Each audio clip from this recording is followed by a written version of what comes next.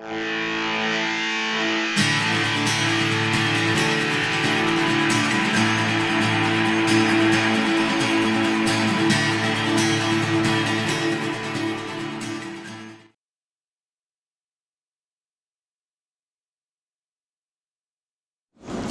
morning and welcome to the Dumfries Icebowl.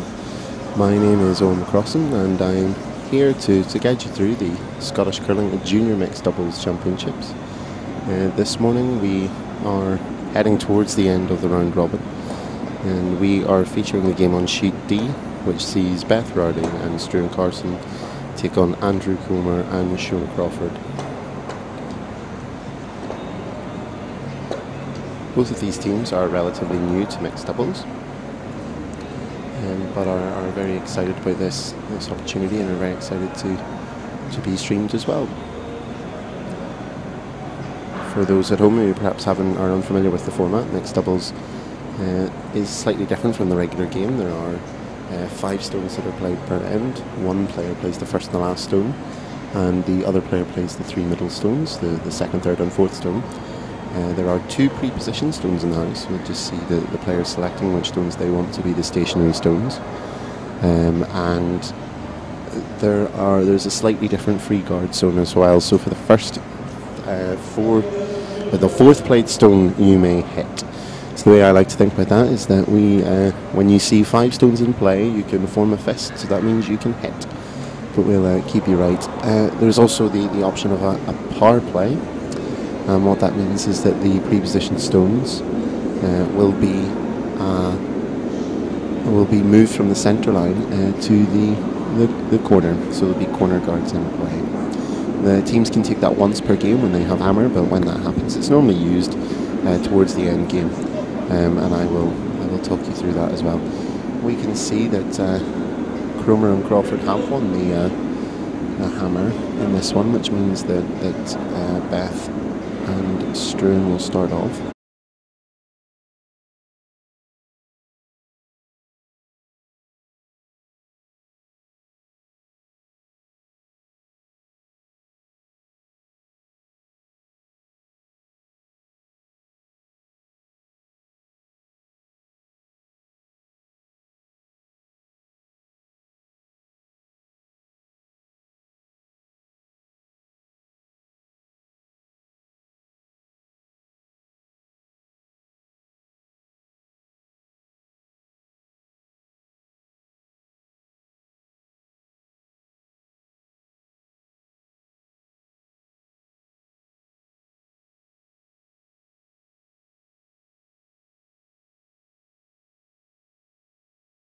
Sweeping it now, they want to get past that corner guard, or that centre guard, sorry, and it will overcurl the one in the house and bump it back a little bit. That isn't a bad start.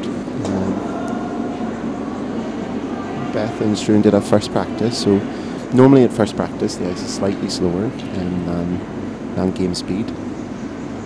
So Andrew Crawford is now delivering his first stone, so we do see a little bit of a difference that in the Rowley Carson team it is the woman who goes first and last, whereas in the Crawford Cromer team, Andrew Cromer is the one that goes first and last.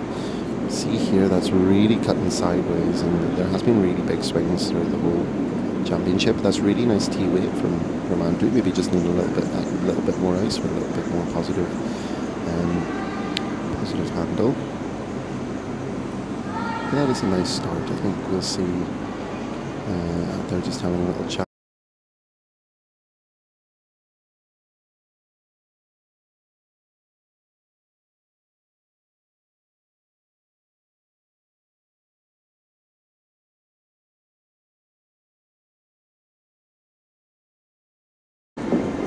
And if they do, then it will be their shooter will be removed, and the one that they remove will be put back to that position.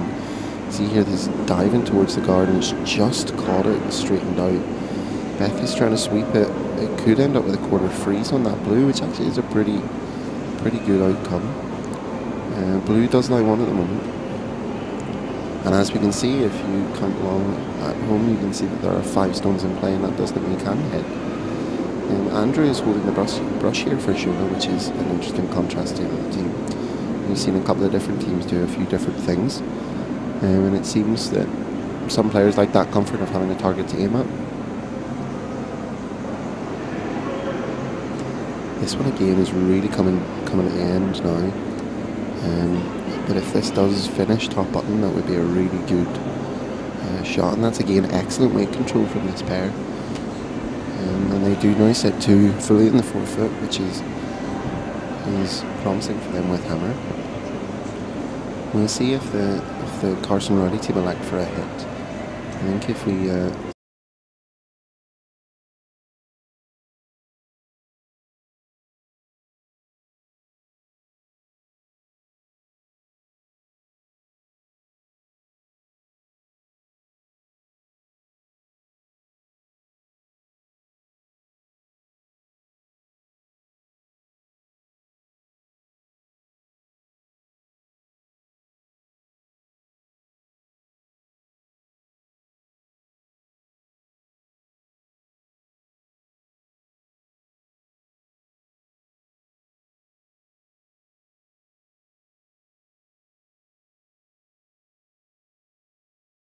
comes into the house. Ooh, and that looks like a good shot of players again helpfully blocking the way. But it does look like red maybe shot that. Now it's difficult to see. I'm somewhat surprised by this call from the Blues. It would be my inclination to try and move that red. You may lose the back blue, but you could in turn bring the blue in the back A for them to play. This one seems to be quite heavy. They could get a little nudge in if they're alert with it. Here it comes, and it's just going to cross the nose and not in, and that is again a very decent shot. Things are quite clogged up though in the middle of that house. When you have hammer, one of the things that I've been told or do you think is a good idea is trying to create space for yourself. So at the minute, as you can see, everything is really clogged up in the forefoot. There isn't enough room really for blue to score more than one or even to score one. And you want to make things as simple as possible for yourself with hammer. It's not always possible in mixed doubles. And sometimes things do get messy, and you just have to concede that you may well give up a steal of one.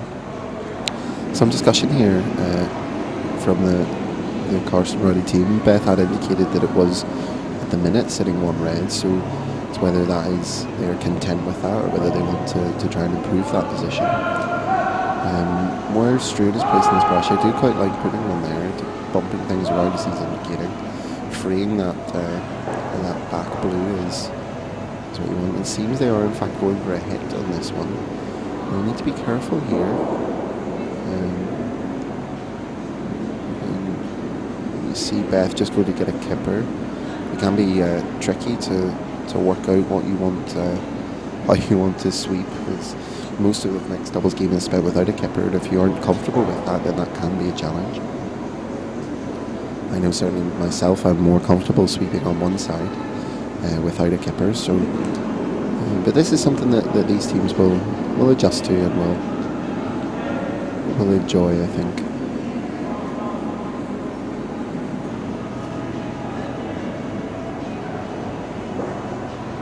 Shona here from the Crawford-Cromer team said that the most challenging thing she found with mixed doubles was sweeping alone.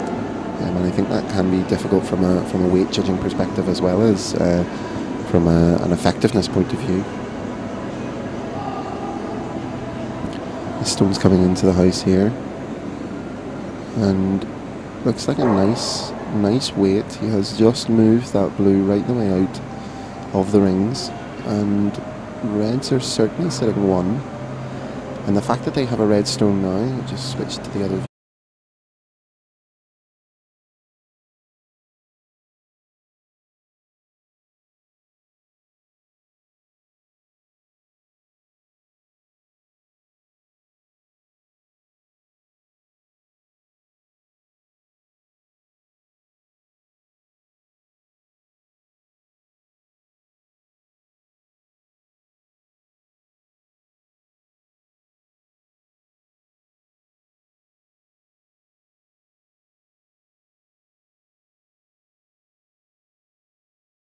potentially that's not a bad result if Orsi Andrews decided to make it his mission today to stand in the way of the camera where possible. But the angles, I think, are setting up quite nicely for Blues at the minute. They could potentially remove that red stone on either hand. So Riley and Carson will have to be careful here. You can just see between Cromer and Crawford there is that little blue stone in the forefoot, and that could be used to remove the red.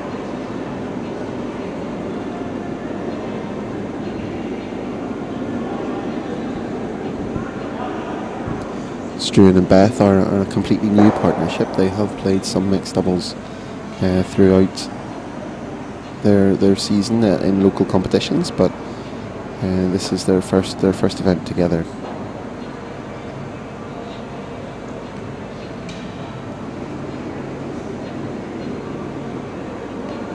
The overall impression I've got from this event, from all of the young curlers, is that they really enjoy this format, and this is a format that they really are looking forward to playing going forward. And I think it really shows how great a competition this is, and how important it is to have a place for our young curlers to play mixed doubles.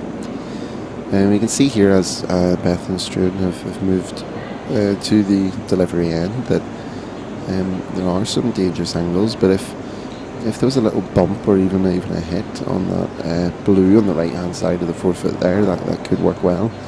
And now Beth will come to throw the last stone for her team at this end, and she hasn't thrown in a couple of stones, which is always an added difficulty.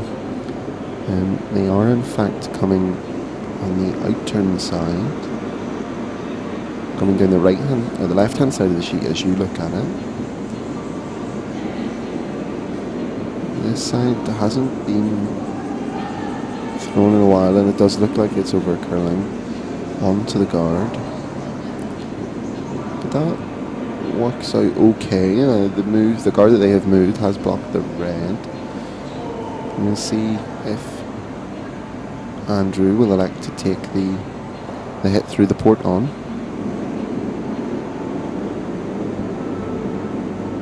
I don't think there are very many options available to him at the moment.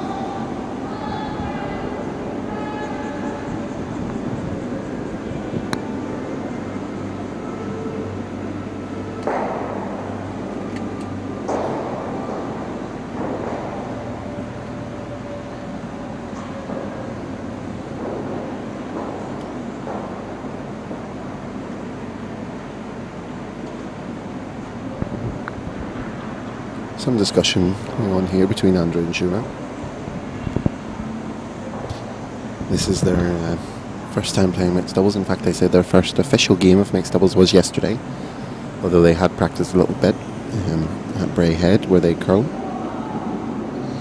Both are from near Glasgow. And in fact, very recently, they said that they recently had their season highlight, which was beating Eve Muirhead as part of the Bray Head closing Bonspiel. So I thought that was certainly a very special highlight for the season, and certainly a win I wish I had anyway.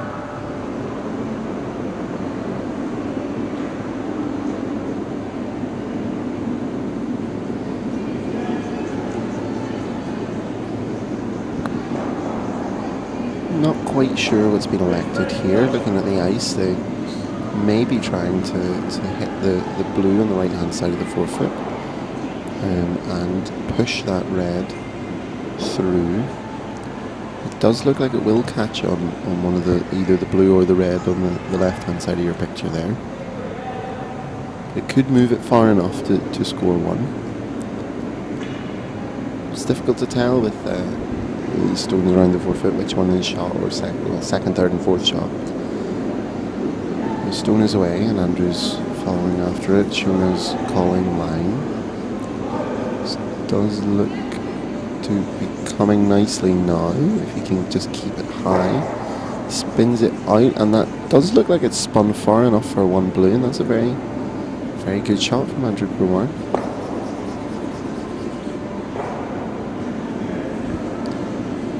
One score of one, although Riley and Carson will certainly be pleased.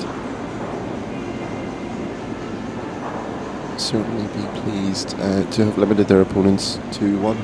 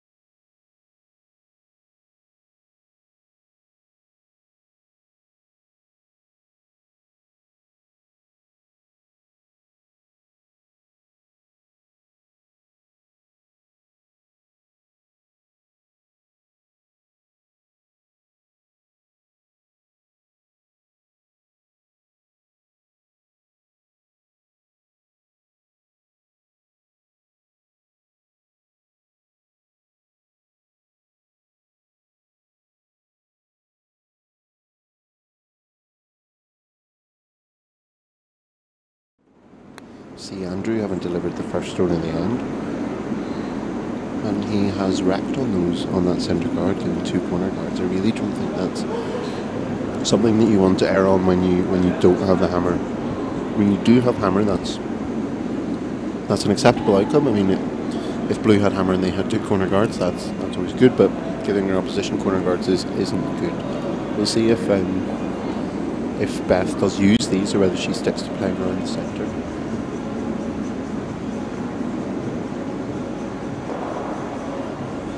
My preference in this situation would certainly be to play around the corner guards.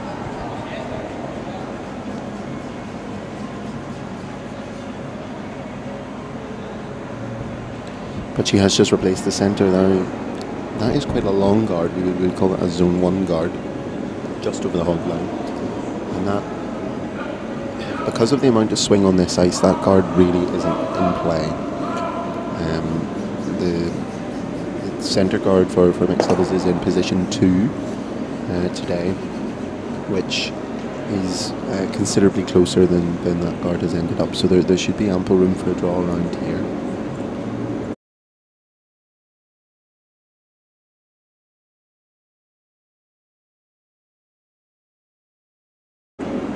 This does remove the red right from the house, which she hasn't done, potentially because there was no sweeper there from the Riley Carson team. If she had done that, it would have been replaced. But as things stand, again, there's quite an open house, so I would put the advantage to Riley and Carson at this stage, as they do have the hammer. As you can see now, there are 5 stones in play, so a hit can be made. We'll see if Struan does elect for that.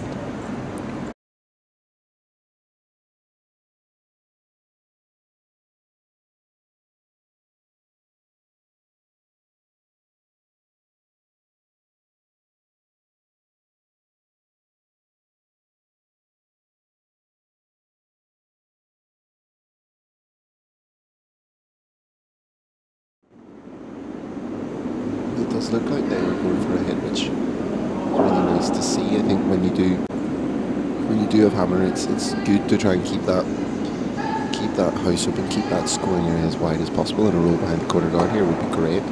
They avoid the jam at the back of the house, and they do roll just not quite behind, maybe tucking a piece behind that corner guard, and I think that's a pretty good result.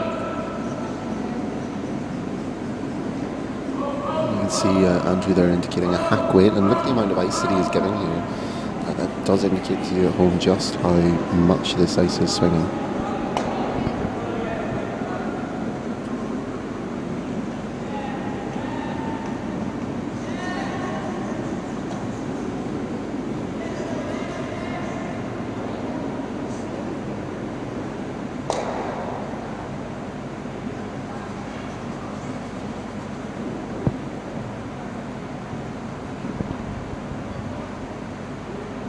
That was a really unfortunate result there for the Cromer Crawford team.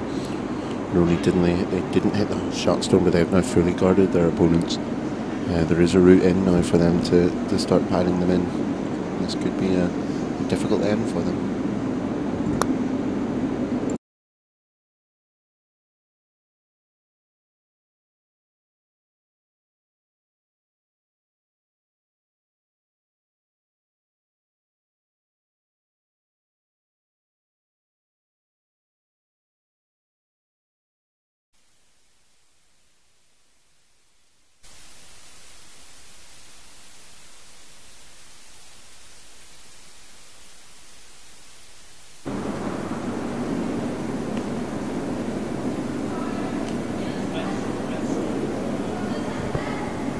see this come into the house now.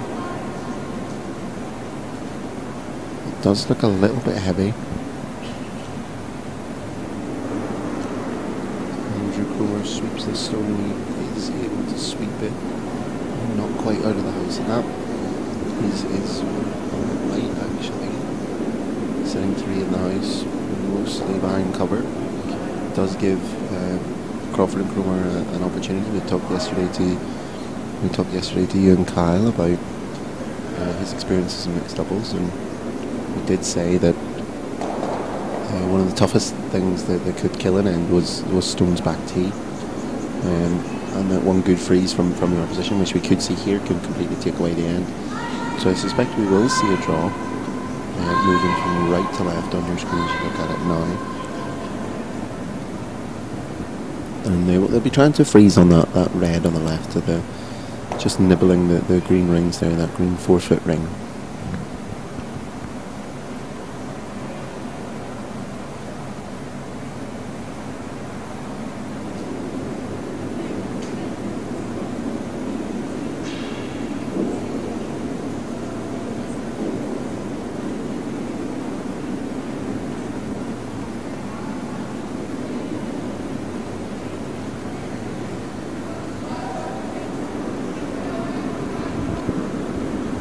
Again, this is quite heavy, and it does hit one out of the back, so that does at least reduce the number in the house, but really not the result they were looking for.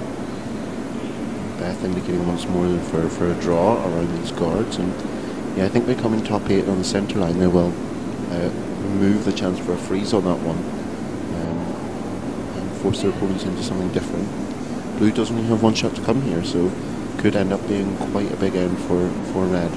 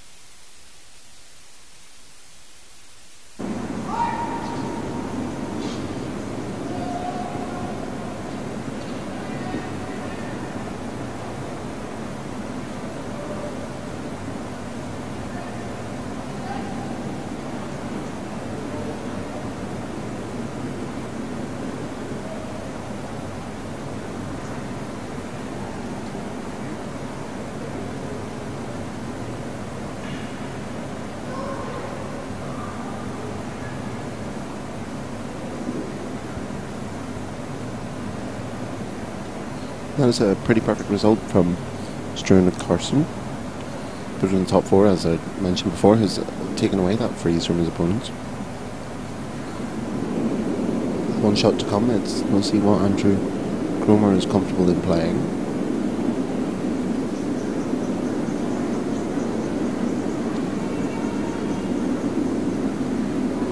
He's electing to come to the other side, and I think at this stage he'll probably be looking to, not quite sure, maybe hit that one that has just been played. Difficult to tell with this ice if that is the call, but I imagine he wouldn't want to. He may also be running that blue guard in.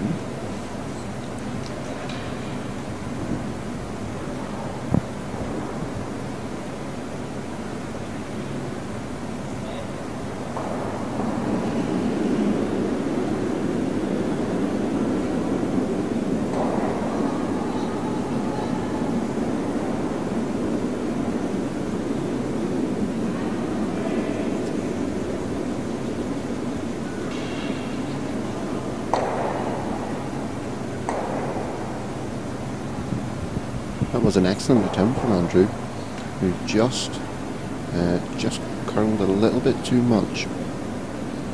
But he has cut the opposition down from 3-1, and this is a pretty difficult hit. There hasn't been, I don't think Beth has played a hit yet.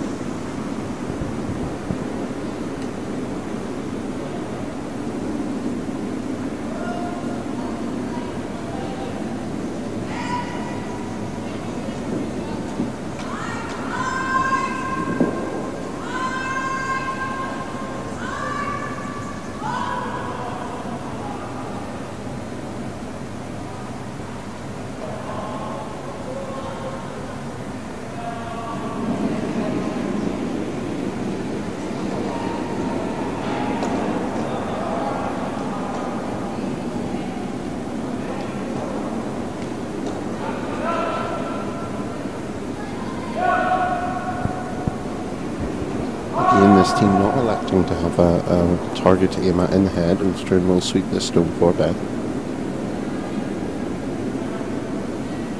Looks to be a relatively controlled weight. She'll probably just be trying to move this out of the house.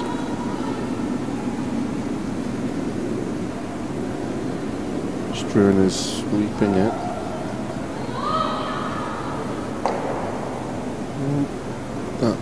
That is almost an absolute disaster. But they do get away with one. You know, with a great shot there from Andrew Cromer to really save the end for his team. We've seen a bit of a miss from Beth Riley, and that has the scores tied at 1 after 2 ends.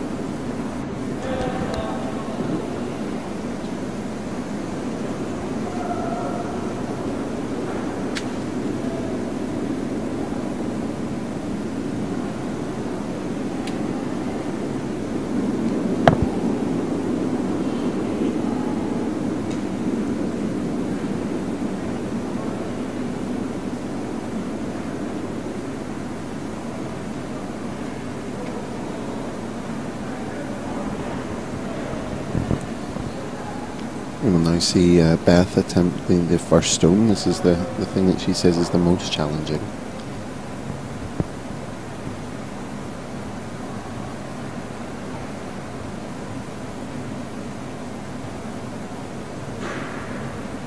There are a couple of options with this stone, but most of the good options are on the centre line. A freeze to the pre-positioned stone right at the back is pretty good. A little bump isn't bad as long as it is on that centre line.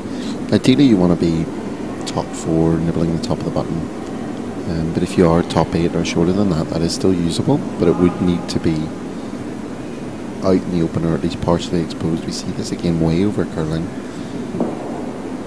and he will just bump off again. I think it was a decent weight. It did just need a little bit more ice. I know there have been big swings, and perhaps these players aren't quite used to playing with that big swing. Red look like they are not lying shot. It does look like it is still 1 blue. So if Andrew can really get a good stone in here in the top 4, things would be really quite difficult for his opponents. Interestingly, he doesn't have his partner in the house at this stage for a target to aim at. See this coming down. This does look like quite a nice weight. It needs to just sit. It is going to drift on a little bit and just nudge. And again, coming back to what we said previously, being just back T gives your opponents a chance to freeze, and one good freeze would remove both of those stones from counting, and if you got it in, it might be difficult to move it for the rest of the end, really.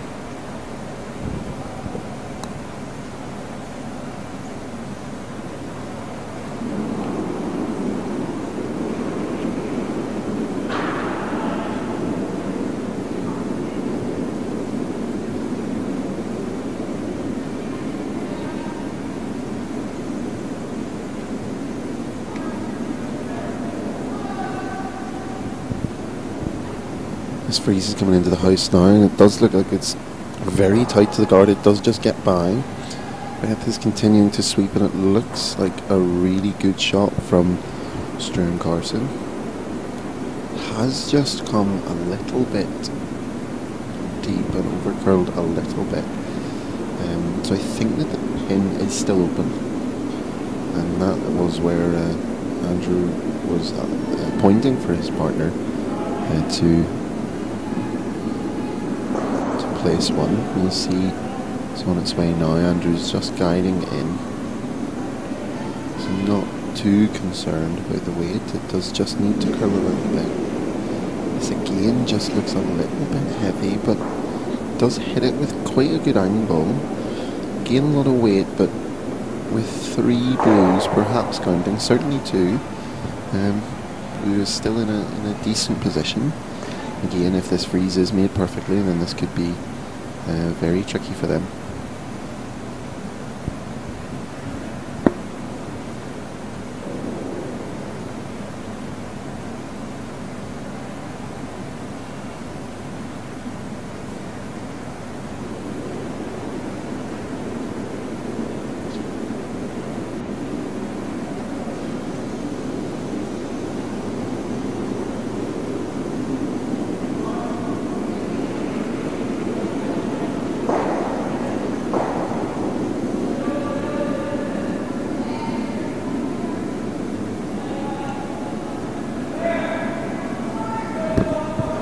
Stone is on its way. Beth is sweeping it on that side to try and get some curl out of this stone. Does look like it's going to end up in a relatively good position. Again, not quite on the button though. And Andrew recognising that and trying to think, is there a way for him to be able to move this red stone? I think this shot needs to be a set-up shot. They need to try and corner freeze this red, or even just come into the top of the button and then think about moving it later. They need to take control of the top of the button and the top of the forefoot.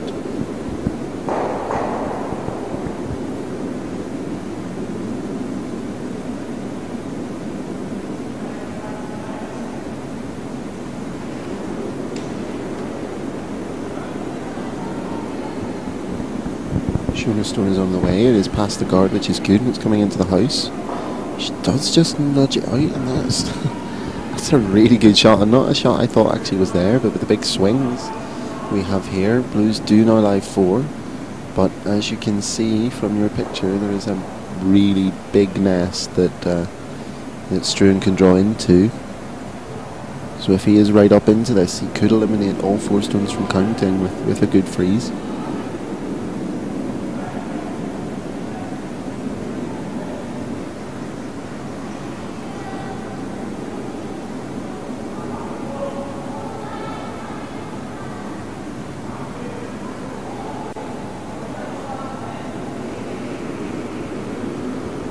Struan is on his way. Sweeper Beth is just walking alongside. I think it maybe is a little bit heavy. Now, knowing that you have the backing to come to, sometimes you can just add a little bit. That isn't great, but there is so much backing to come to here that ends up in shot position, and I really don't see a way that they're going to be able to move that at the moment. Again, there's a freeze available, which we may see them play.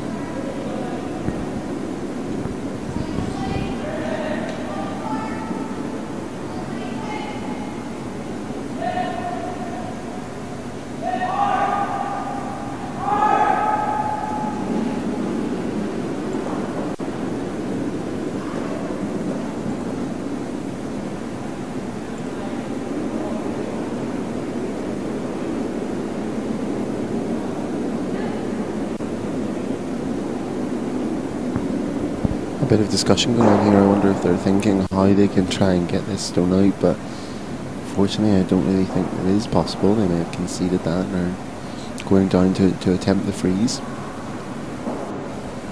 Shona has played one on each turn this end, so I think she'll probably be comfortable on either side.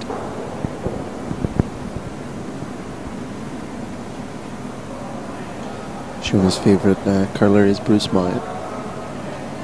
Reno is an excellent exponent of both mixed doubles and 4-man curling. They're doing very well at the minute at the World Men's Championships in Las Vegas, having qualified for the semi-finals, so we wish them the best of luck. Could very well be a semi-final against Canada, which is certainly a big game in the Stern Test. Shona's stone is on its way now. Andrew isn't sweeping it at the moment. Falling down behind though. Starting to sweep it now. It is starting to curl, and if he can just keep it a little bit straight and keep it on the nose, as he has done on the nose of that red. Now this is a very good shot from Shona. This is a situation for it's a difficult situation for Beth and Struan as they contemplate what their next shot could be. I think at this stage they really just need to try and limit their opponents to one. I don't think there's a way that they'll be able to move that blue. And it can be dangerous with how many stones are about.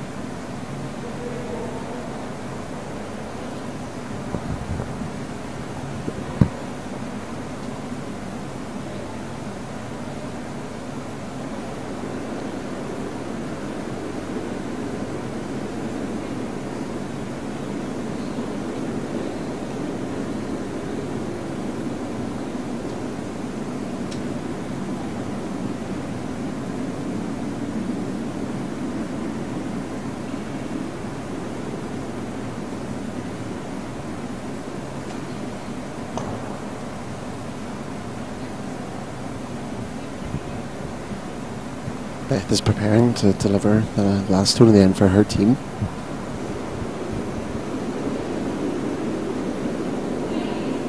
She's coming down the left-hand side as you look at it. I'm not sure if they think that they can maybe chip it out on this sand, or whether they just think that that is the more dangerous sand for them.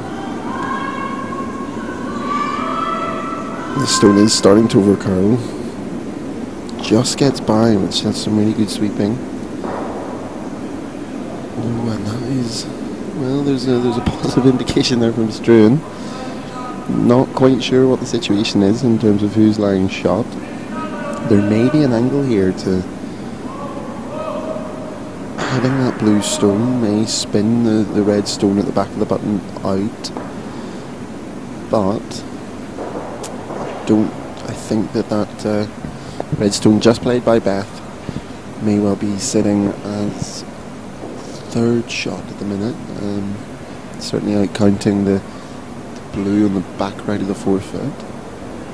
So I think this shot probably is only for one.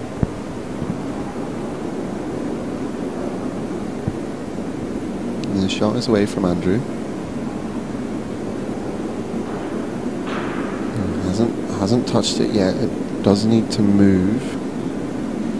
Oh. He may well have thrown that away, conceding that only one was possible.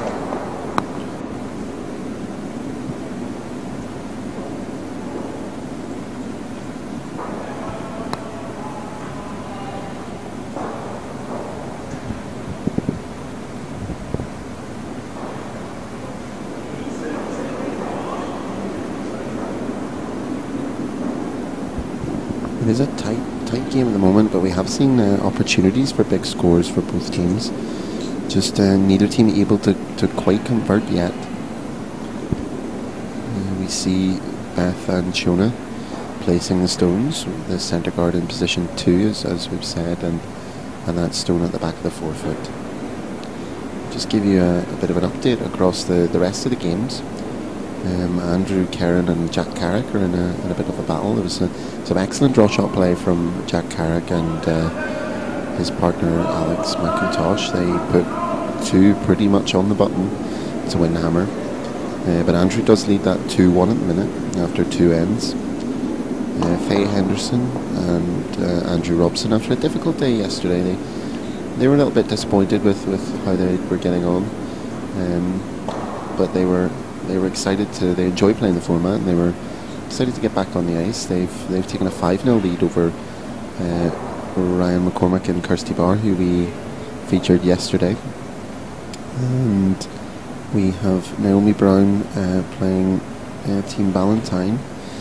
Naomi Brown, Ewan Kyle, that is, who of course was a guest for us yesterday. They started off incredibly well, scoring a 5 with hammer, and have followed it up with 2 steals to take a 7-0 lead. So that looks to be in control. But everything else really is there's two games that are 5-0 and 7-0, but everything else is really quite tight at the minute. We've certainly got the tightest game here. We see the first wreck actually from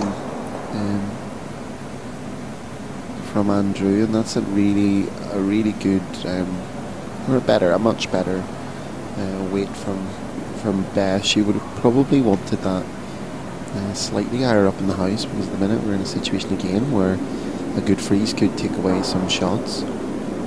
Frustratingly, Shona can't hit at this stage. I think in a normal game you would definitely see some kind of play made on those.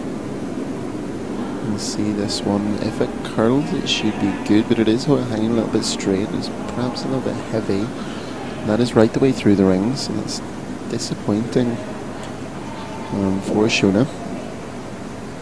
And all of a sudden we are in a situation where Struan can get one into the top 8 here, and they even half behind that blue guard that's just off the centre could be quite a difficult situation to put their opponents in.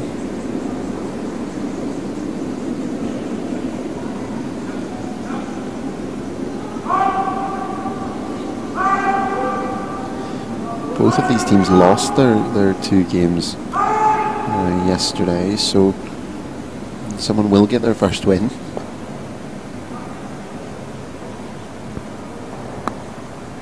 I with two experienced teams in this group, with Robin Bryden, Hayley Duff and Naomi Brown and Ewan Kyle. I think they may have ran into those teams, and so I think the experience has perhaps just showed. But definitely they're learning a lot through this mixed doubles format, and certainly enjoying themselves. See Beth sweeping this one. Short is certainly okay here. She can just keep the line good. And that's not a bad stone. Not a bad stone from Struan, although if Shona can make a freeze here, that would probably be shot, or a little tap to get to shot. Potentially they're considering running something back or opening something up, which again isn't a bad call. Running that blue in would be probably the best shot available to them, but also an incredibly difficult shot. But there are still positive things that can happen from moving these cards.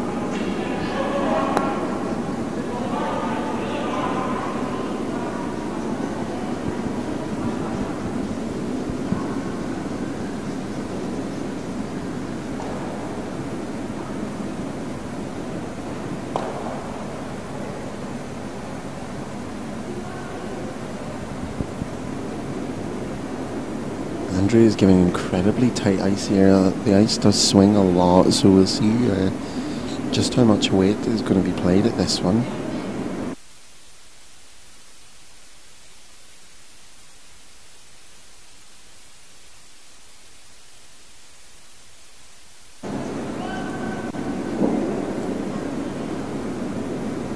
You see this stone come into the picture a little bit offline. In fact, she's going to miss everything and go right the way through, and that is not the result she would have wanted. We've talked before about how difficult it is to come back in an end, especially when you have two misses in a row, and unfortunately that is the case for Cromer and Crawford. Rowley and Carson are debating what the best course of action is here, whether they want to hit that blue stone or destroy. And personally I would just draw in. I think you do leave your opponents that in off, but it's an incredibly difficult shot to make. It would be incredibly thin.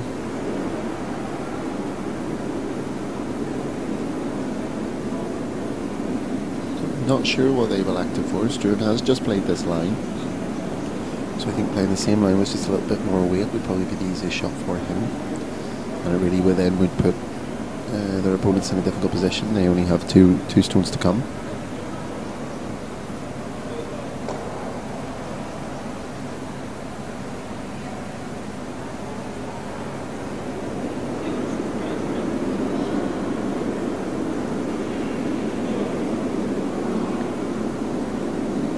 The stone is on its way.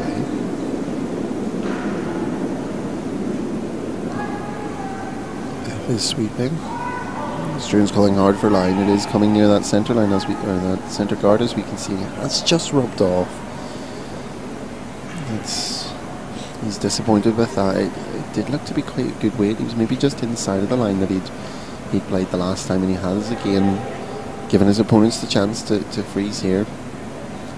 As we say so often, getting control of the top of the button area is the key when it comes to mixed doubles.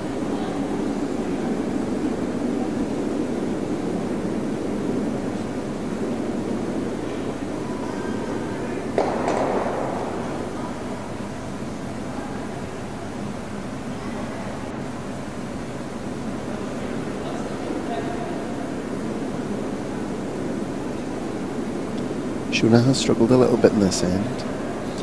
Andrew describes her as the positive one on the team, so hopefully she will be able to pick herself up. Although I'm sure that Andrew will have a bit of a role in that as well.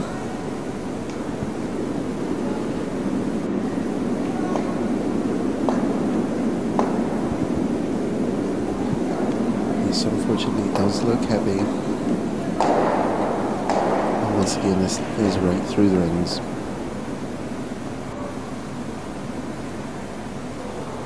Struan, I would advise him to play the exact same line, the exact same weight. He has nicked that card a little, which should give more room to get round. And Andrew will then have to play some kind of hit or dangerous freeze to try and limit the scoring.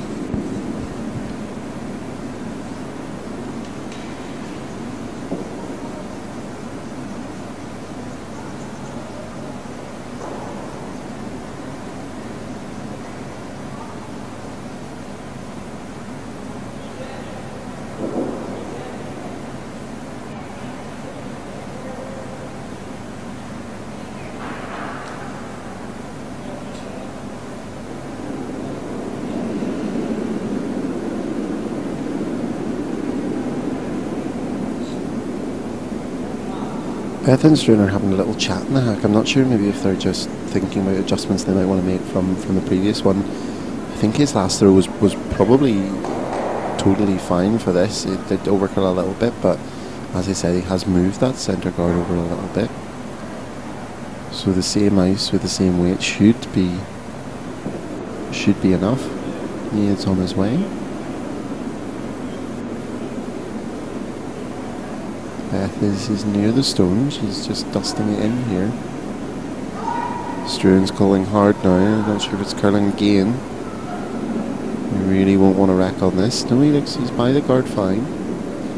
Now they'll just hope that it sits down. And they don't want to jiggle things about too much, and that is a pretty good shot. It is top of the button. And there is potentially a shot here for Andrew, just to bump just a little tap if he, as they're indicating now, if he just taps that one to the back of the button and lies there, he could lie shot, or certainly remove some of the other blues from counting. Sorry, reds.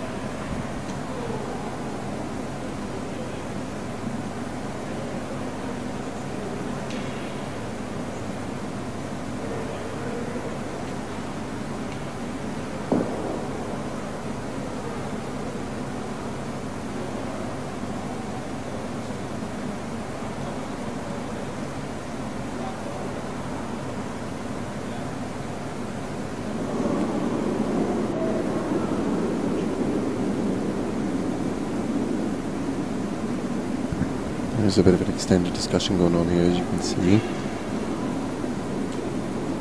They're electing to come around this right-hand side, the intern side, which we haven't played this end yet. Perhaps having had... they've played it once actually with Shona, but they've not had much success on either side, so perhaps they just think to change it up. Andrew electing to have a target to aim at.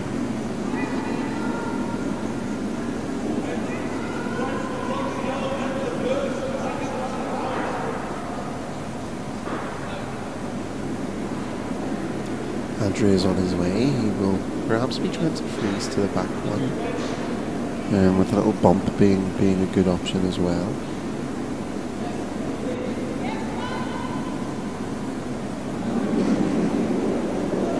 Sweeping hard here to try and get by this guard, and it does look like it is going to wreck, which is really unfortunate. That just given how much that guard moved, it does seem like it was just down weight.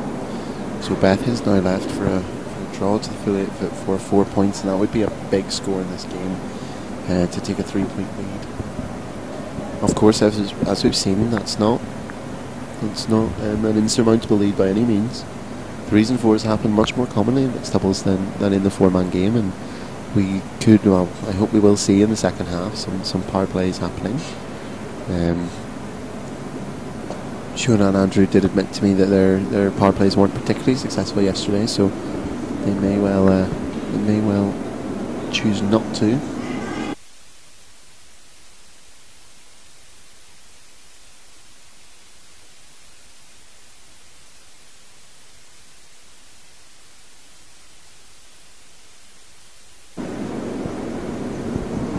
Struan is sweeping this immediately out of Beth's hand.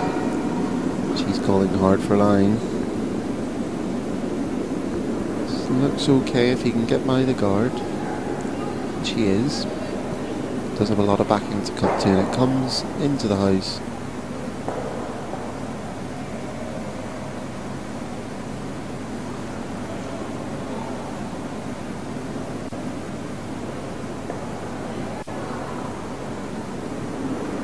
For a score of 4. Apologies for any technical difficulties at the minute.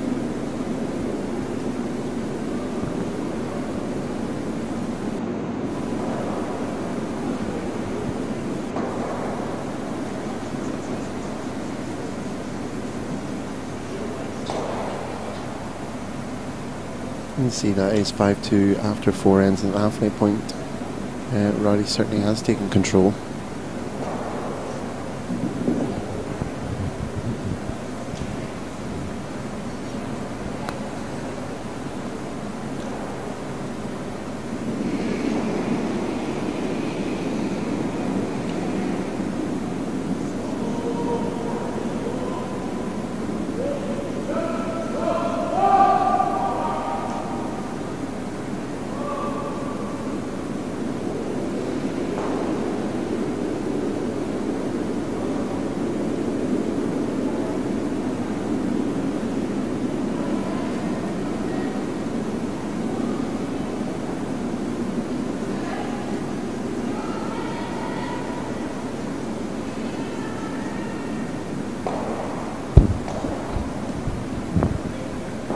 we start this fifth end, we see a little tap from Beth Rowley.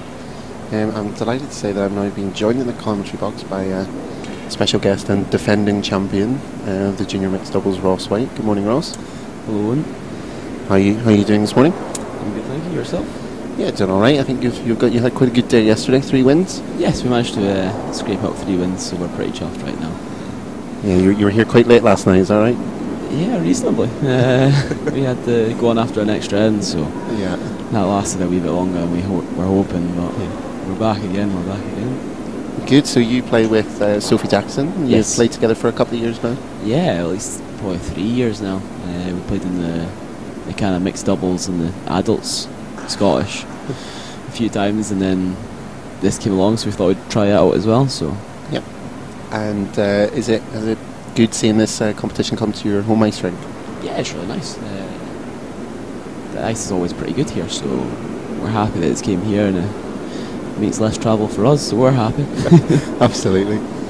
So you see here that there's one for Cromer and Carson just at the top of the button. Things have been tapped back. So Ross, when you have hammer, what are the things in mixed doubles that you try and keep in mind? I think it's really important just to keep like the top of the house. If you can get top 4, top button, it really allows you to raise some stones up taps, and it's just really tough. As soon as you go back tee, it just all gets frozen onto you, so it's already gone. Yeah, it's basically been taken out. So just getting your top of the house is probably the key one here. Yeah, I think we've seen throughout this game they have struggled a little bit with draw weight. There've been a lot of stones back tee, and we had you and Kyle in yesterday, and he said that those are the things that just kill you, because one good freeze, everything's taken away, and that's the end gone pretty much. It can be, the end can be sorted by the third stone if it's perfect on the button and it's frozen. So you see Andrew sweeping this stone all the way, and it's just going to work a little bit, but he does bump it out, and he is sitting 1, maybe 2. The button is still available, and the top of the button is still available.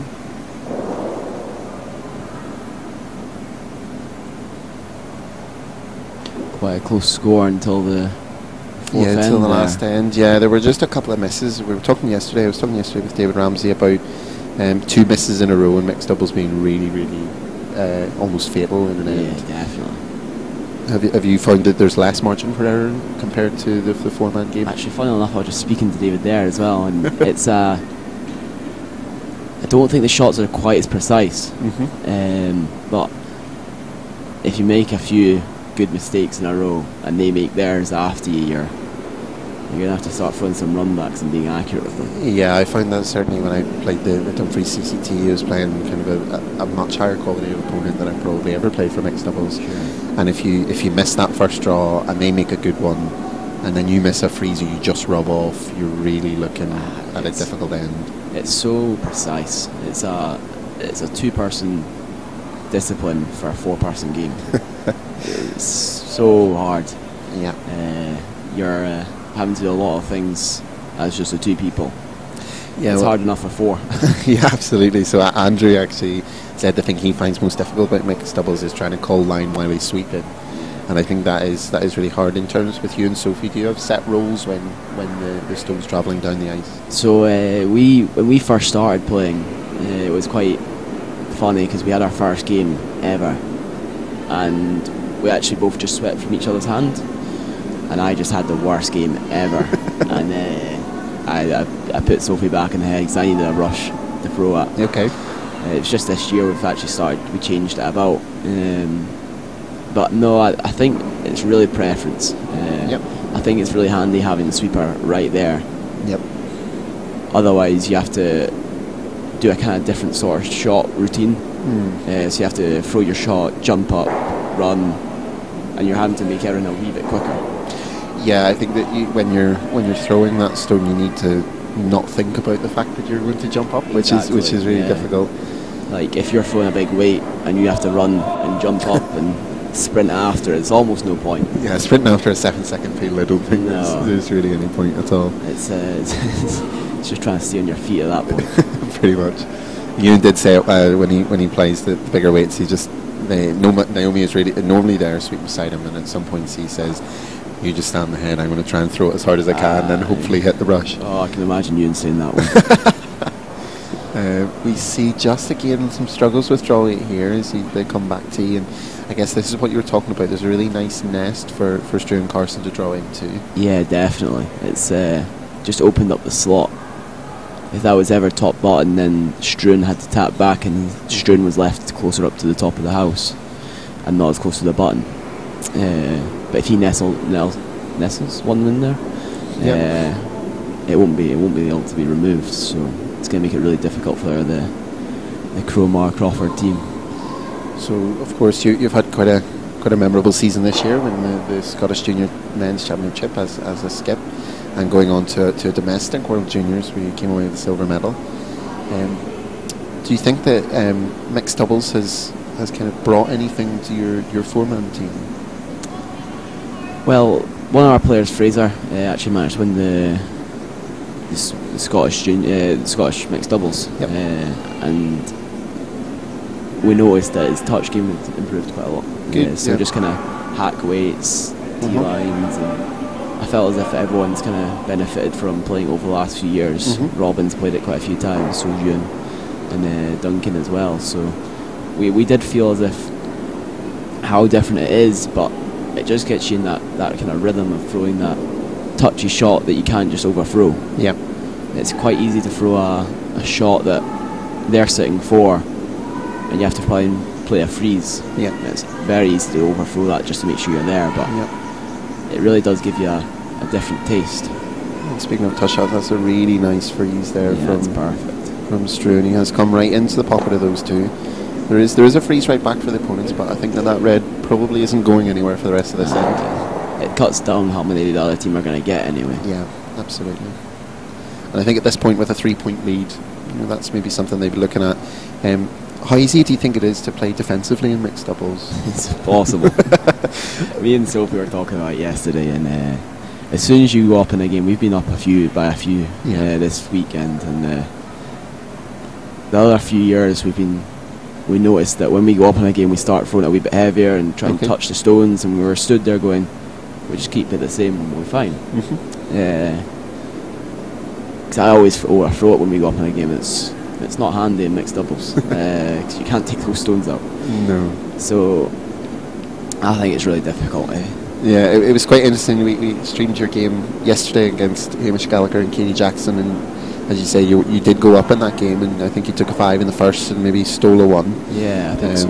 And from 6-0 up, David Ramsey and I were interested to see whether you would change things about, maybe start to remove the centre guard if you could. But David, having coached you before and worked with you before, said that you were so comfortable with stones in the forefoot and so comfortable being able to get stones in the forefoot that why would you change? And that's kind of... It is, and then you sit there and think halfway through the end and go, am I being stupid here? I've left 3 of their stones there going, oh, if I miss this I am done. Yes. There was a couple in that game that I could think of. You've got to keep focused throughout the whole game. You literally, as you say, if you have 2 bad shots in a row, you're done. You're losing 3, maybe 4. Yeah, you'd be lucky to lose a 3, I think. Exactly, you're happy. And it's just really about making sure if you have the chance, you do take the peel if you're up in a game. Yeah. We actually tried that last night. I just started throwing runbacks against our opponents, and they actually had a shot for 5.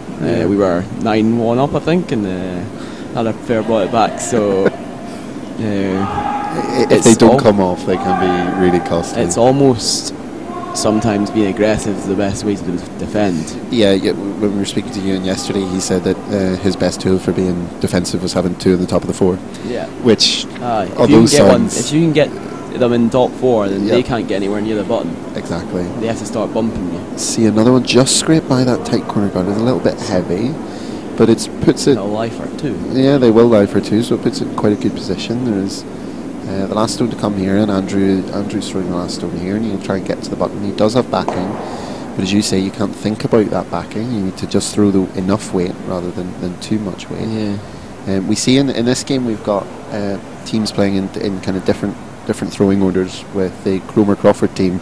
Andrew Cromer is throwing first and last, whereas Beth Rowley is throwing first and last with her partner. Yes.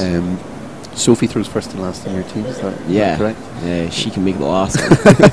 I'll give her the pressure one. well, you come as two skips at the minute. Yes. Do you think that was there a fight to throw that last stone, or were you? Definitely not. I was more than happy for her to throw it. I know what she's capable of, and I'm more than confident she'll make it. So was that the key decision in your? I think we changed it a few times in the first kind of attempts that we tried the whole thing, and I don't know. I think that just came off the best. Yep. Sophie makes a lot of good ones at the end, which helps us a lot after I've screwed up. So she's a handy one to have. But again, unfortunately, this is just quite heavy. It does bump a red in. It may even have been for 3. Certainly 2 red. You may not quite sure what was decided there. We'll hopefully see them update the scoreboard quite quickly. We almost had lots of measures yesterday. David Ramsey was getting very excited. It was crazy. we were on. I think it was the broadcasted game, and every so often the umpire would just walk over my sheet. There was like 3 ends in a row going onto the same sheet. I was like, "What are you doing?" Yeah, we were willing. I can't remember which team it was. We were willing them to get the 6-foot measure out at one stage just to see if it was a better. But unfortunately, they have updated the scoreboard, and that was a score of 2. So a steal of 2, and now at 7-2, that does look to be quite commanding. At this stage, would you elect to play your power play if you were Crawford and Cromer? I think to try and give yourself a chance of getting back in the game, I think it's a really, really good one. We've had a few games that people haven't actually played it against us. Yeah. And do you think that's just an experience or exposure thing? Possibly. It's also the fact that when you don't actually throw many outstowing in mixed doubles, and it's going to be a completely different path. It's going to probably be a wee bit of a different speed. Yep. And you don't really throw it in practice. Yep. It's probably beneficial to throw it in practice, but we don't. Yeah. Well, I think because here there is obviously a 5-minute practice rather than the kind of 9 minutes that you would get at a WCF event. So with that, you're probably just trying to get that path to the button, trying to get that draw weight and win the hammer. Yeah, sure. Yeah, it's I've seen the power play used really effectively. I think Callum and Millie said they'd used it 3 times in their games, and they'd made 2 4s and a 5.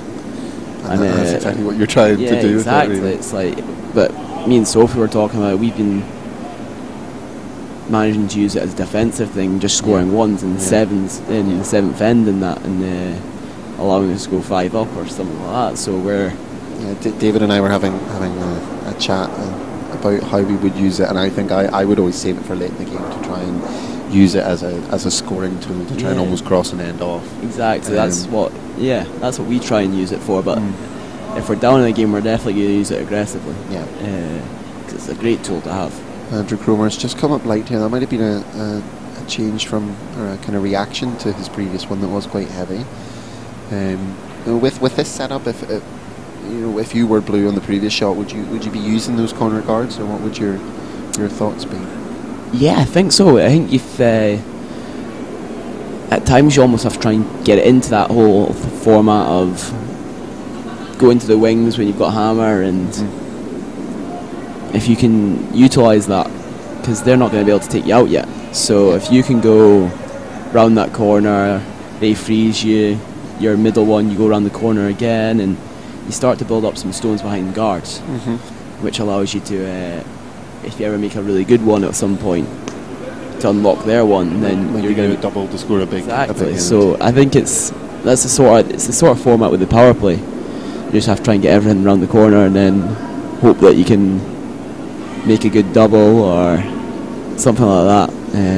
Absolutely. I think with the usual setup being round the centre, sometimes when the split happens on the first stone, teams almost forget that they can come round the corner. Again, sometimes I think some teams have forgotten that they can hit. It's an interesting one, because you don't think you can hit in this game at times, and you get to a point where, oh wait, I could freeze that, or I could just take it out on line 2. Yeah, exactly. It's like, oh, well, that makes sense. I'll just do that. Yeah. Yeah, there was I'm just going to completely drop him in it. I was playing James Craig at the Dumfries CCT, and he was discussing his shot choice, and he said to Lisa Davies' partner, well, I would do this, but I can't hit yet. And I leant over to my partner and said, yes, he can. But I didn't tell him that until after the game. Definitely. Yeah. I think that would be, there's sportsmanship, and then there's being too kind to your opponents who don't know the rules. I think so. I think you've done the right thing there. Yeah. He did win in the end, so it didn't make too much of a difference. But still, maybe let you into the end a wee bit. Yeah. It's just that it is a different format. I think giving as much exposure to particularly our young curlers is really important. At the minute, this is really the only event that they have from a junior point of view. So trying to establish different events is, I think, really important. I wonder if they're ever going to become mixed doubles junior worlds.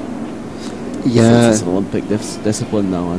Well, I think this is kind of what we're preparing for, if it were ever to happen. Yeah. At the minute, it's not on the table yet. But I've never heard anything about it actually, and it's interesting because you'd think they would have. Yeah. I think that the big thing is that the WCF calendar is so packed at the minute. There is that, yes. Particularly with the new World Cup of Curling that's coming in. It's going to be 4 dates throughout the calendar year. They've now got their World Championship qualification event that will happen at the start of December. They're also going to have their Olympic pre-qualifying event as well as the qualifying event. And so it goes on and on and on. And never mind the Grand Slams, of course, the very successful series over in Canada, which there's a lot of money over in those events, and that's money does talk. No, definitely. A bit of a comeback coming over in Sheet B. We'll just do a bit of an update on the rest of the scores. I don't know if you can see out the window. I've got a few of them. So there was Robson Henderson were 7-0 up after 3 ends, and McCormack and Barr have managed to get a 4 back. So it's now and in fact Henderson and Robson have scored 2 in the 5th, so it's 9-4 over there. So a wee bit of a comeback. On sheet C, it's quite a tight game. It's I can actually read the scores. Is that Carrick and Karen? Yes, that's the one. So Karen at the moment is 5-3 up on Jack Carrick. I was saying earlier, there was some great draw shot challenge play there. Carrick and his partner Alex McIntosh put both of them on the button. So they were fair enough. It's lucky for some. And I think that's a finished game on sheet E. Okay. It was 8-3 after 6. I'm not sure if they scored in the 7th up there, so I think that's it finished. It was Brown and Kyle winning that one. So that means that they moved to 2 wins and 1 loss. They have 1 more game to come. See, going back to our feature game, just rubbed off there from Blue, which isn't really a position that they would have wanted to be in. Struan is going to try and freeze this red or even just bump. See Beth sweeping away. She's just going to come. She needs to be careful not to move this red too much. And that's a pretty perfect shot, actually, coming to the top of the button. Andrew Gromer and Shona Crawford don't look too happy at the minute. They make a nice wee bump on that red on the bottom. Yeah, there could be. It could sit quite nicely actually. Move the back one out there, and then they might have a shot for 3. Yeah. Do you find in mixed doubles, because there is the big scores and there can be kind of big swings in the game, that it's tougher perhaps to mentally to try and stay, to have that belief that you are going to be in the game no matter what? A wee bit. Me and Sophie were looking over at a game yesterday. It was quite a high score, and the other team just looked as if they were kind of wanting to get off the ice, and we were stood there going, well, I think they were 5 down with 2 to play, and anything can really happen in mixed doubles. Yeah. It's a very interesting discipline. Well, we saw in one of our games yesterday, Andrew Kerrin and his partner Holly Davis, they were playing, and they were 4 down twice in the game and scored a 4 to level it up. So it's crazy, to be honest. It's I think it's exciting. I quite like the discipline, and it adds a wee bit of different aspect to the game. There's certainly seems like it's here to stay. There's lots of positive feedback from the Olympics about the speed, certainly the speed and the excitement, as you say, just rubbed off there, but that's not a bad result. It's certainly a usable stone for Cromer and Crawford, and I think Riley and Carson do have to be a little bit careful with their last stone here. They are still sitting shot, potentially just one. Would you be electing a guard at this stage? I think so. I don't think Cromer and Crawford have a shot for maybe more than two. They may have the shot, the blue onto the red, just to move it out, and then the blue would sit sharp. I don't know if it would angle onto the red at the back to move it far enough. Yep. So, how have you found the ice this weekend, Ross? It's been very good. It's actually been some of the best ice I've seen at Dumfries, and really helps the mixed doubles, because if you don't have swingy ice, it's going to be really tough. Yeah. You have to start sticking the guard really high, and it just makes it a lot more fun. You'll be able to throw that really high shot, it curls in, and you can get anywhere really. And have you found that the swing has replicated for the power play? Because that's the one thing we have noticed, is it's been a little bit tougher to get around those corner guards. We haven't really noticed it because we haven't really used it that often. That's an interesting shot there from Beth Roddy. She may actually be second shot. It's difficult to tell. Might have worked out quite nice for her. Yeah, I think Andrew is still going to play this angle on the blue. I think that's the one shot that is available to him, the easiest shot. We noticed particularly on sheet C, we covered 4 games on sheet C, and down one side in particular it was quite tough to bury around the corner guard, and of course the teams didn't have the benefit of having played on that sheet, so they maybe didn't know that there was a better side.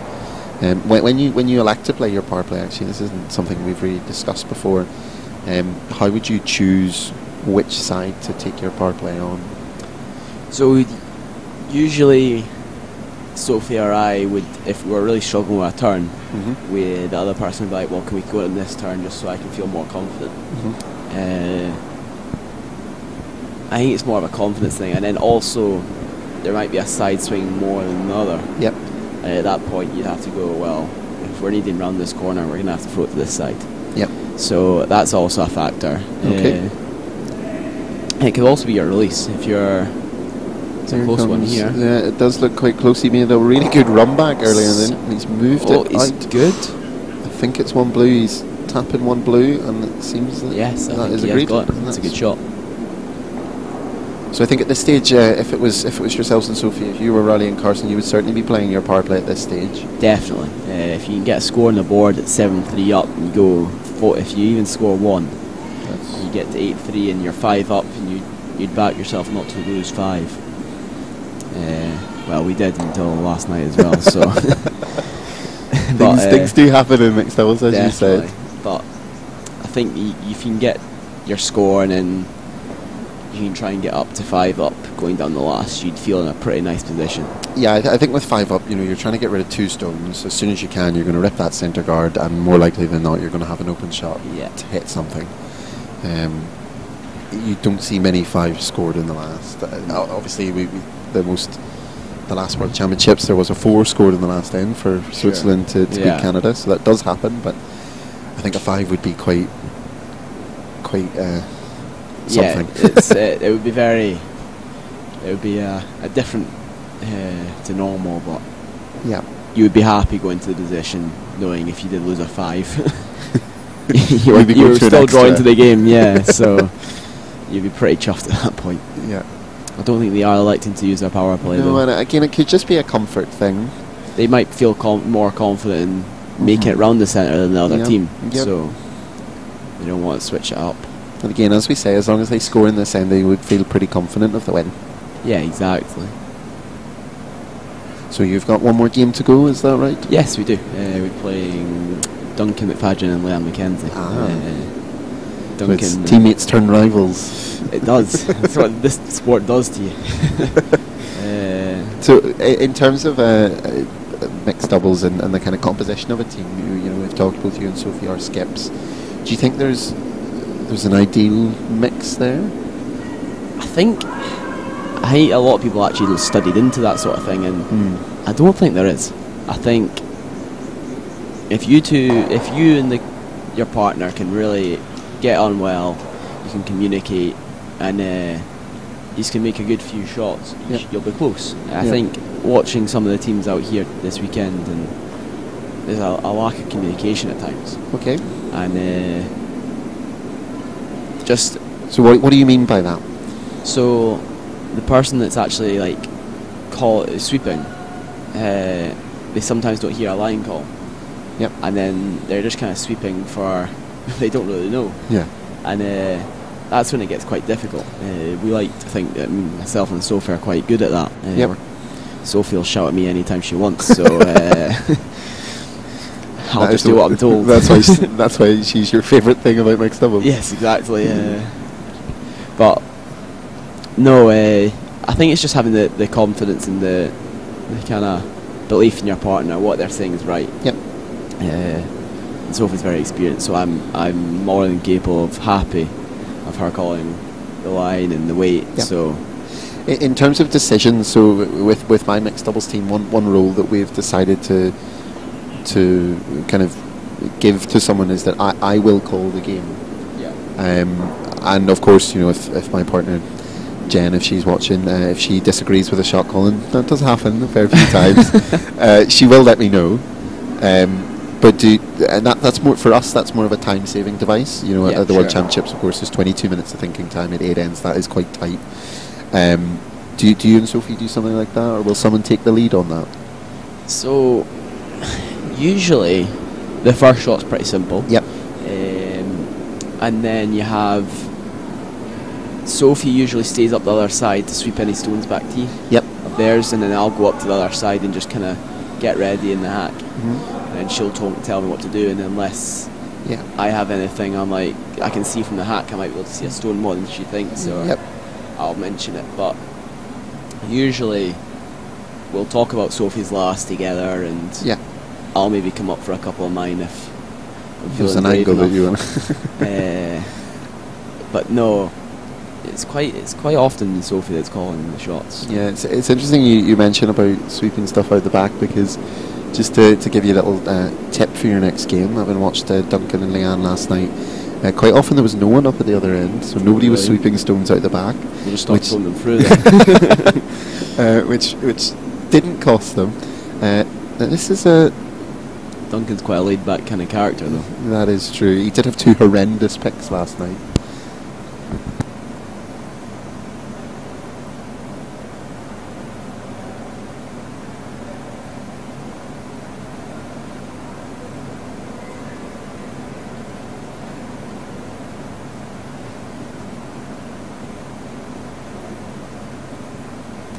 See here, quite a promising build-up for Cromer and Crawford. Yeah, they're starting to put a wee bit of pressure on 3 Carson stones in the house. They've got a nice one up the top 8 there, or just touching top 4 there, which still can be used. And that's the kind of way I think they've struggled with throughout the game, and that's the kind of stone we've been talking about that's really useful. It's something that can be used.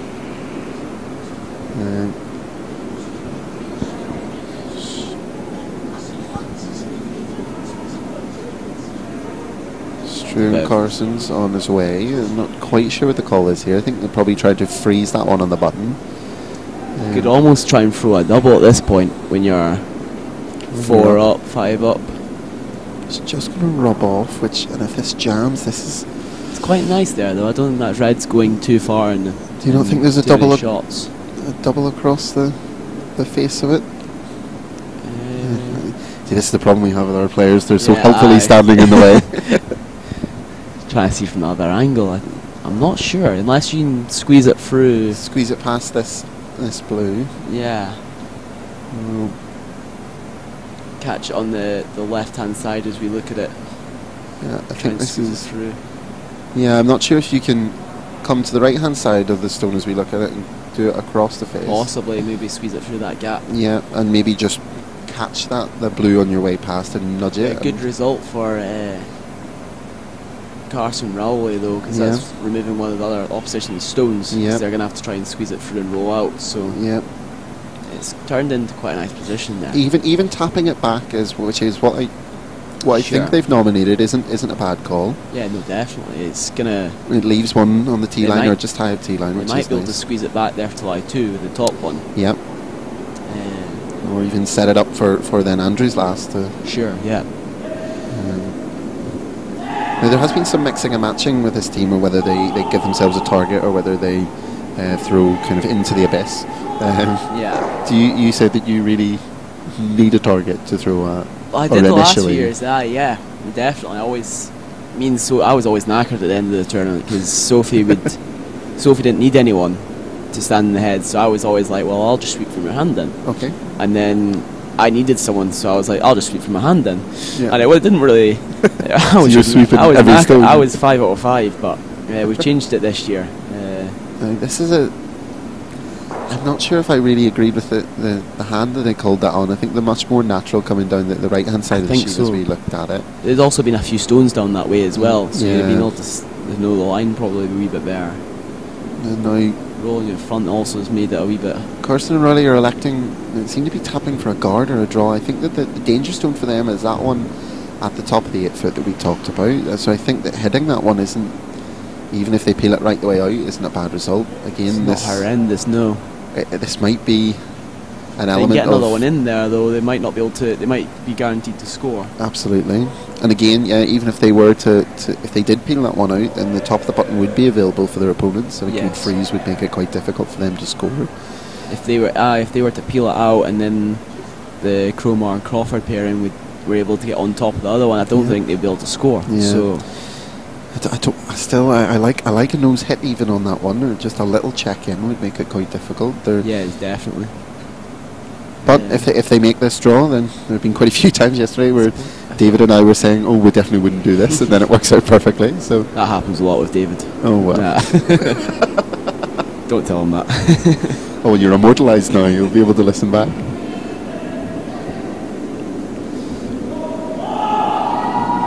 Beth is sweeping this one, Struan calling him hard for line. If she gets tight. He's just caught. And now opened up a wee bit for them. Yeah, not sure if this red on the button may just be half buried. We'll see. Can't quite tell from the front on view. Yeah, I would say it's about half buried. That's probably what they'll try. You can see the amount of ice. The amount of ice that he's giving is quite a lot, so he must only be playing kind of back 12, backline weight at this. I've noticed that Andrew doesn't have the most positive of releases, so his stones are curling quite a lot, particularly at the end. It's going to be tricky on this ice as well. I think it'll all be part of the experience for him in his first mixed doubles. They're both their first mixed doubles events. They admitted to me their power play yesterday didn't go very well, so I think they've been scared off that a little bit. It's all about learning, I think. Absolutely, I did let them know that one of my first power plays I gave up a steal of 4s, so there's always room for improvement. I feel that the power play actually puts a wee bit more pressure on you because you're expected to make a big end. Yeah. And if this curls, if he can just get past this top one of the 8, it's just rubbed off, but he has... Might sit. Oh, that's quite unfortunate that he... I think he may lie one against. Yeah, at this point I think so. Or maybe the one on the left might be beating it. It's tough to tell from this angle. I think you might be right though. I think the red might just be sitting shot. But it's left a big pocket for the Rowley to draw into here. Yeah. You see a little pep talk going on. So if this was you and Sophie, what would you be talking about in the hack before your shot? Or what would you be saying, Sophie, for her final shot? I would just be kind of reassuring that the weight was kind of still the same as what she'd been throwing before. She's usually she has a really good weight on her, so just reassuring her just to throw it there and I can sweep it if I really need to. Perfect's always nice for me, but we don't mind we sweep now and again. Sweep now and again, absolutely. If we're going to make shots with sweeping, I'm quite happy to do that. So. Some of the skips in the competition have said to me their favourite thing about mixed doubles is the fact they do get to sweep. Well, actually, I and played in a men's team with Cameron Bryce this year, and Yep. swept it. Played 3 and swept, and I've always enjoyed sweeping. I've just never got the Sweeping chance hard, to. trying to get all the way there, and that's a a good really shot. good shot. That's a perfect way. Handshakes have been offered. We're not quite sure if that's 1 or 2, but that certainly will be the end of this game. That was a good game. It was. I think the Rowley Carson pair really came into their own after the first couple of ends, and Cromer Crawford, unfortunately, as the ice speeded up, it just didn't quite react to that, and a lot of stones did end up back to. Well, Ross, I better let you go and Not a problem. warm up for your game. Thank you very much. No, thank you for having me. Thank you for coming. You're welcome. And yes, so best of luck for the rest of the competition. Thanks very much. Thank you everyone for joining us at home. We will be returning quite shortly for the next session, which will be the second session of the day, and there will be 3 more the rest of the day. So thank you all for joining me at the Scottish Curling Junior Mixed Doubles Championships at the Dumfries Icebowl. My name is Omar Crossan, and I will see you again soon.